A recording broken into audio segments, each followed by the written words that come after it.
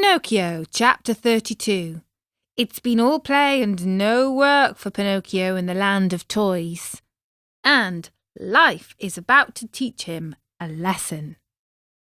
Everyone at one time or another has found some surprise awaiting for him of the kind which Pinocchio had on that eventful morning of his life, but there are few. What was it? I will tell you, my dear little readers. On awakening, Pinocchio put his hand up to his head, and there he found... Guess! He found that during the night his ears had grown at least 10 full inches. You must know that the marionette, even from his birth, had very small ears, so small indeed that to the naked eye they could hardly be seen. Fancy how he felt when he noticed that overnight those two dainty organs had become as long as shoe brushes. He went in search of a mirror, but not finding any, he just filled a basin with water and looked at himself. There he saw what he never could have wished to see.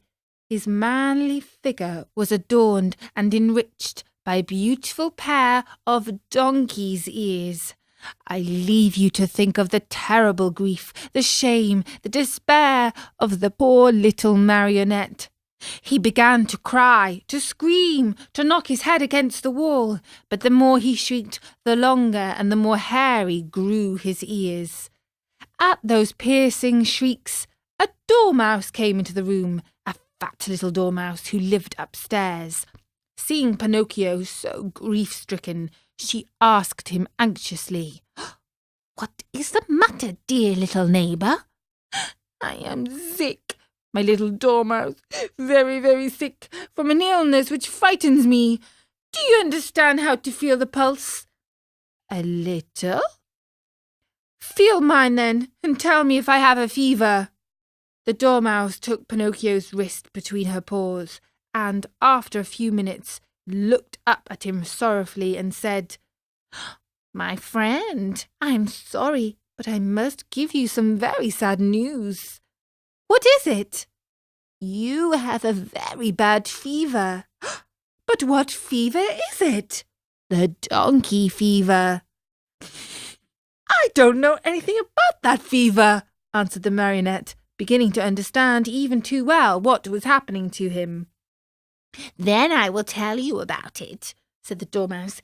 "Know then that within 2 or 3 hours you will no longer be a marionette nor a boy." "What shall I be?" "Within 2 or 3 hours you will become a real donkey, just like the ones that pulled the fruit carts to market." "Oh, what have I done? What have I done?" cried Pinocchio, grasping his 2 long ears in his hands and pulling and tugging at them angrily, just as if they belonged to another. "My dear boy," answered the dormouse, to cheer him up a bit, "why worry now? What is done cannot be undone, you know. Fate has decreed that all lazy boys who come to hate books and schools and teachers and spend all their day with toys and games must sooner or later turn into donkeys." "But is it really so?" asked the marionette, sobbing bitterly. "I am sorry to say that it is, and tears now are useless. You should have thought of all this before." "But the fault is not mine. Believe me, little dormouse, the fault is all Lampwick's." "And who is this Lampwick?" "A classmate of mine. I wanted to return home. I wanted to be obedient. I wanted to study and to succeed in school. But Lampwick said to me, 'Why do you waste your time in studying? Why do you want to go to school? Come with me to the land of toys. There we will never study again. There we will enjoy ourselves and be happy from morn till night.' And why did you follow the advice of that false friend?" "Why? Because, my dear little dormouse, I'm a heedless little marionette, heedless and heartless. Oh, if only I had a bit of heart, I should never have abandoned that fairy who loved me so well and who has been so kind to me. And by this time, I should no longer be a marionette. I should have become a real boy, like all these friends of mine. Oh, if I meet Lampwick, I'm going to tell him what I think of him, and more too." After this long speech, Pinocchio walked to the door of the room, but when he reached it, remembering his donkey's ears, he felt ashamed to show them to the public, and turned back.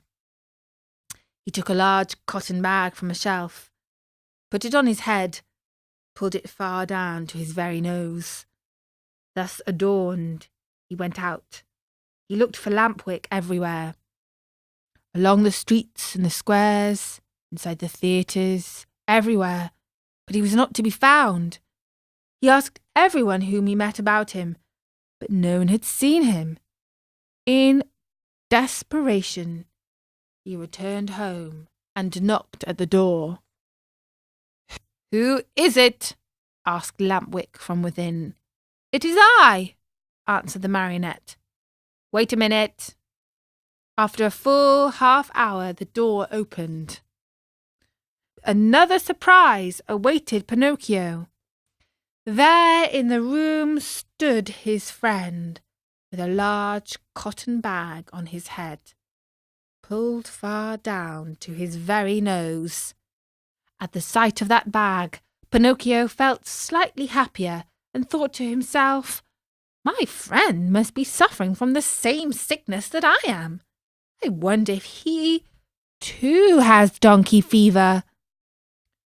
But pretending he had seen nothing, he asked with a smile, "How are you, my dear Lampwick?" "Very well, like a mouse in a Parmesan cheese." "Is that really true?"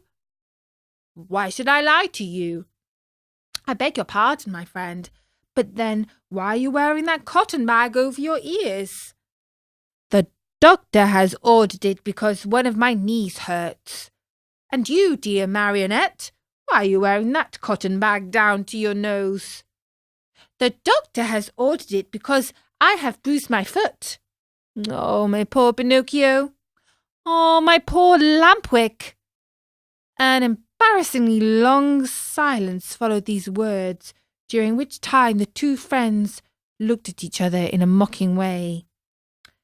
Finally, the marionette, in a voice sweet as honey and soft as a flute, said to his companion, "Tell me, Lampwick, dear friend, have you ever suffered from an earache?" "Never." "And you?" "Never. Still, since this morning, my ear has been torturing me. So has mine. Yours too? And which ear is it?" "Both of them." "And yours?" "Both of them too. I wonder if it could be the same sickness." "I'm afraid it is." "Will you do me a favour, Lampwick?" "Gladly, with my whole heart." "Will you let me see your ears?" "Why not? But before I show you mine, I want to see yours, dear Pinocchio." "No, you must show me yours first." "No, my dear, you first, then mine." "Well then," said the marionette, "let us make a contract. Let's hear the contract.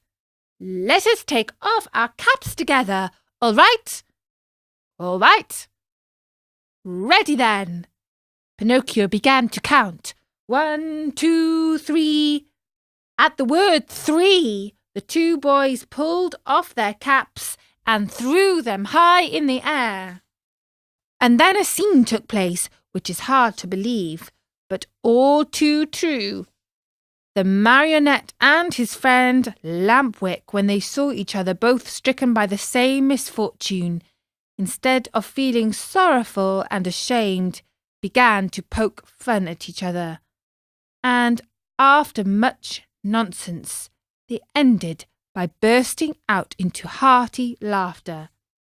They laughed and laughed and laughed again, laughed till they ached, laughed till they cried. But all of a sudden, Lampwick stopped laughing. He tottered and almost fell, pale as a ghost. He turned to Pinocchio and said, "Help! Help, Pinocchio! What is the matter?" "Oh, help me! I can no longer stand up." "I can't either," cried Pinocchio, and his laughter turned to tears as he stumbled about helplessly. They had hardly finished speaking when both of them fell on all fours and began running and jumping around the room. As they ran, their arms turned into legs, their faces lengthened into snouts, and their backs became covered with long grey hairs. This was humiliation enough, but the most horrible moment was the one in which the two poor creatures felt their tails appear. Overcome with shame and grief, they tried to cry and bemoan their fate. But what is done can't be undone. Instead of moans and cries, they burst forth into loud donkey brays, which sounded very much like "Haw, haw, haw." At that moment, a loud knocking was heard at the door, and a voice called to them, "Open! I am the little man, the driver of the wagon which brought you here. Open, I say, or beware!" And that was chapter 32 of Pinocchio. Poor little Pinocchio and his friend Lampwick have turned into donkeys. Let's see if this humiliation will lead them anywhere better. In the next chapter of Pinocchio on storynori.com.